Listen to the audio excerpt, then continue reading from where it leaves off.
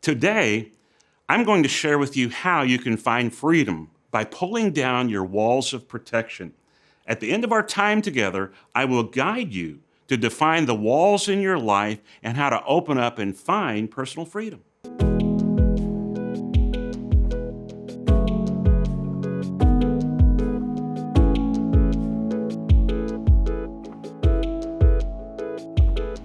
Hi, I'm Dr. B, and I want to help you fully enjoy life and experience the freedom that God desires for you and those around you.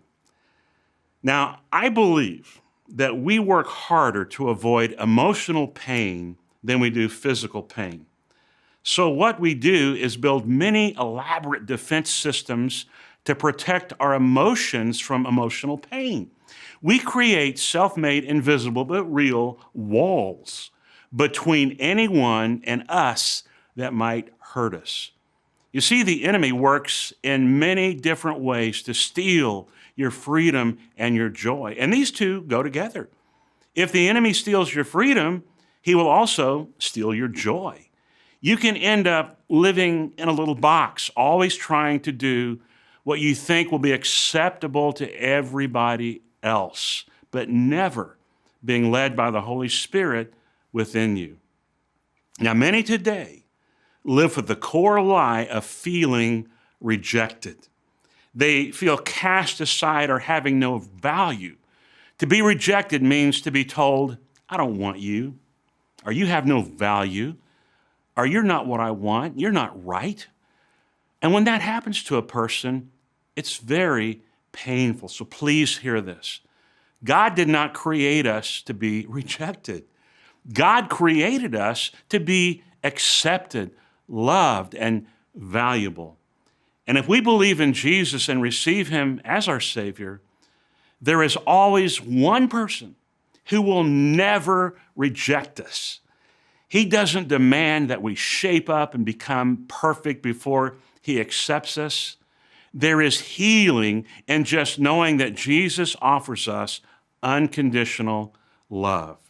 So I'm going to ask you to start letting those walls down so you can begin to see the lies you've been told. God wants us to get our hands off the situation and turn it over to him. Have you learned that yet? You will continuously be frustrated until you discover that you're not to try to do the work of God who lives within you. So every time you sense a wall going up, you must choose to bring it down by faith. As God continues to reveal to you the walls in your life, you must bring each one of them down again by faith. Let Jesus help you tear down the self-made walls so he can become the one that protects you. So here's what happens. When a person gets hurt or wounded, right away, they speculate in their mind, you're not going to hurt me again, so up goes a wall. When we feel a wall going up, we need to say by faith, okay, God, I feel a wall going up. Help me to tear it down. Instead of taking care of it by myself, I trust God to do it. Here's something else I've learned. I cannot give or receive love as long as there is a wall between me and another individual. Now, here's something I've noticed through the years in marriage counseling. Rejected people marry rejected people. Let's think about that. So you have a rejected person trying to have a relationship with another rejected person. So consequently, nobody is operating normally the way they should, and people are continuing to be hurt. And many of you have heard this true statement, hurting people hurt people. What happens in so many marriages, they spend their time trying to change their spouse. That doesn't work. You must allow God to change you. So here's my point. When you have walls up, you're miserable. It takes a step of faith for you to let down those walls you've lived behind for so many years. But when you do, It will be a whole new way of living. And I know for many, the first response is, Dr. B, I'm afraid. Well, let me remind you, the Bible says in 2 Timothy 1:7, God does not give us a spirit of fear, but of power, of love, and of sound mind. So don't let fear keep you behind those walls. Now, every defeated Christian I have worked with has had one thing in common. None of them have known who they were in Christ or have understood what it means to be a child of God. So hear me carefully on this, because this is one of the greatest biblical insights that broke some significant strongholds and tore down walls in my own life. The issue of your value is not determined by people who like you or not. It's not even determined by your performance. The issue of your value and your worth has already been settled at the cross of Jesus Christ. On the cross of Calvary, God saw every failure, every shortcoming, and every sin you would ever commit. And he still chose to lay down his life for you. Colossians 2:13 and 14 tells us he forgave us all our sins, having canceled the charge of our legal indebtedness, which stood against us and condemned us. He has taken it away, nailing it to the cross. Also, John 1:12 says, but as many as received him, to them he gave the right to become children of God. And then Romans 8:16 through 17, one of my favorite verses, says, the Spirit himself bears witness with our spirit that we are children of God. And if children, heirs also of God and fellow heirs with Christ, so that we may also be glorified with him. So you don't need to perform to win God's approval. Through faith in Christ, you already have it in Christ.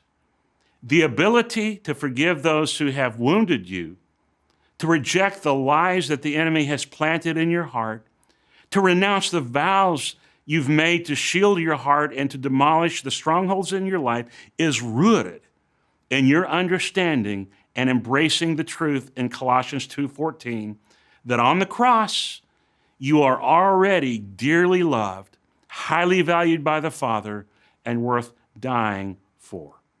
So we need to understand our new nature in Christ. Again, 2 Corinthians 5:17 says, therefore, if anyone is in Christ, the new creation has come. The old is gone. The new is here. So this is an essential verse as we talk about our need for healing. If you're a Christian, you have a new nature, a new life. Like the Bible says, the old is gone. And as long as we live on earth, we have an enemy that will try to remind us and try to get us to live by our old nature. But like the Bible says, it's gone. Let me try to illustrate. My sister is an amputee. She had her leg removed right below the knee several years ago due to having spina bifida as a child and growing up with complications over the years.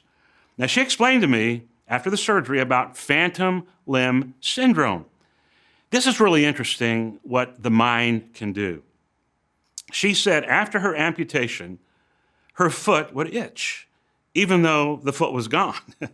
You see, the nerves that were connected to the foot are still connected to the brain, so it feels like it itches or even hurts. Years ago, here's how they treated it. If it hurt, they gave the patient Tylenol. If it itched, they gave them Benadryl. If it felt cold, well, that was just a bummer. But they would treat the symptoms of the nervous system, and in some cases, it was successful, but only temporarily. It maintained a lie to the brain over time. Now, the brain believed a non-existent foot and leg were there, and it would get worse than better, worse than better. So get this, here's my point. This can happen to us as Christians. Now, follow me here. If you're a Christian, like the Bible says, the old nature's dead. Your flesh, your nervous system can believe the old nature, though, is alive. So if you pay attention to the old nature, it will feel like it's alive. So what's the solution? And it's imperative that you hear this. The answer has an amazing application to our lives today and tomorrow. Here's the solution. So let's say I've lost my leg from the knee down, and I get these phantom itches or phantom pains. Now, modern medical facilities realize something. What used to be the nerve is now the nerve ending. So what they do now is stimulate the nerve ending. And when they do that, it reprograms the brain. It tells the brain there's something new down there. In other words, it gets the focus on what's not there and gets the brain to focus on what's new there. So get this. When the old nature in your life is dead and the new nature comes in, our nervous system must be reprogrammed so it does not send us signals of who we used to be. So here it is. The Bible contains the living Word of God, and I am to use it to stimulate what's new. So now, when I read my Bible, it begins to renew my mind. So my mind begins to see what's new instead of focusing on what's old. So when I spend time in the Word, it's like stimulating the nerve endings in the amputee. And again, we're reminded of Romans 12:2. Do not conform any longer to the patterns of this world, the old nature, but be transformed. How? By the renewing of your mind. Then you will be able to test and approve what God's will is, his good, pleasing, and perfect will. Now, honestly, I don't have to read my Bible, but I choose to because I want and need that stimulation in my mind to guide my emotions and will. I don't have to pray, but I choose to daily because when I pray, it connects to the source of life and I commune with the person who made me and then remade me. And I don't have to get with other believers for worship, but when I do get with other believers and when we worship together, I sense my spirit stimulated by the Spirit of God. My mind can be renewed and my spirit refreshed. I pray that many of you are starting to get this and the light bulbs are going on. If you want to know more about how to identify emotional wounds, be sure to click on the link above or down below in the description. Thank you so much for watching this video. If it was helpful, be sure to hit the thumbs up button. Also be sure to subscribe and click the bell icon so you will always know when we post new content. Have a wonderful day as you continue finding freedom in your life.